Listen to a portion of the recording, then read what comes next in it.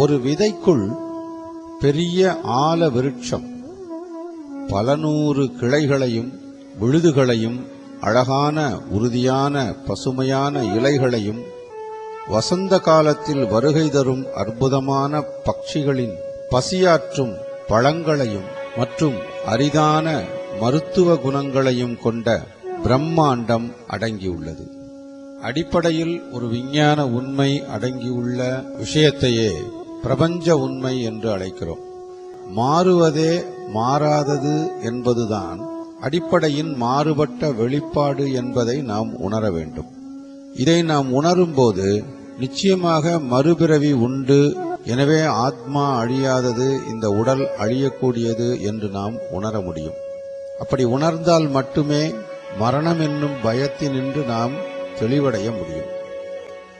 பகவத்கீதையில் ஓரிடத்தில் பகவான் கிருஷ்ணன் அர்ஜுனனுக்கு போதிக்கிறார். தண்ணீரில் நீச்சல் தெரியாமல் ஒருவன் விழுந்து மூழ்கிய நிலையில் உயிருக்கு போராடி கொண்டிருக்கும் வேளையில் யாரேனும் அவனுடைய உடை நனைகிறதே என்று வருந்துவார்களானால் அவர்கள் அறிவிலிகள். அதாவது அழியப்போகும் உடலுக்காக வருந்துபவன் தண்ணீரில் மூழ்கும் மனிதனின் ஆடைக்காக வருந்துபவனுக்கு ஒப்பானவன்.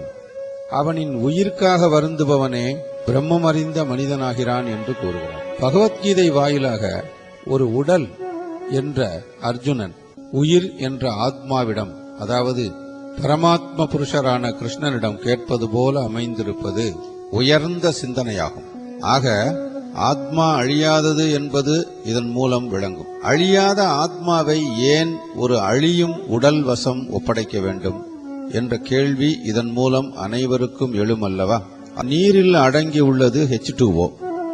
ஹைட்ரஜன் என்ற வாயு 2 பங்கும் ஆக்சிஜன் என்ற வாயு 1 பங்கும் சேர்ந்ததுதான் நீர் என்று நாம் பள்ளிக்கூடத்திலேயே தெரிந்து கொண்டோம். இந்த ஹைட்ரஜனும் ஆக்சிஜனும் நீர் தோன்றுவதற்கு ஆதாரமாக அதற்கு முன்னரே தனித்தனியாக தோன்றியுள்ளது என்பது விளங்கும் அல்லவா? அதேபோல் எல்லா ஜீவராசிகளும் ஜடங்களும் இந்த பிரபஞ்சத்தில் தோன்றின. சிறு வயதிலிருந்து இளமைக்கும் இளமையிலிருந்து முதுமைக்கும் மாறுவது போலவே மரணத்தின் போது ஆத்மா வேறு உடலுக்கு மாறுகின்றது என்று பகவான் கிருஷ்ணர் கூறுகிறார். எனவே கீதையில் உறுதி செய்தபடி பரமத்தின் அங்கத்துணுக்குகள் நித்தியமாக இருப்பவை. ஷரா என்ற பெயரில் அவை அழைக்கப்படுகின்றன. பௌதீக இயற்கையில் விழுந்துவிடக்கூடிய வாய்ப்பை உடையவை அவை. எனவே ஆத்மா மரணமடையாதது, அது அழியக்கூடியது அல்ல, அது என்றும் நித்தியமானது என்பதை நாம் பகவான் கிருஷ்ணனின் வாயிலாக அறிந்து கொண்டோம்.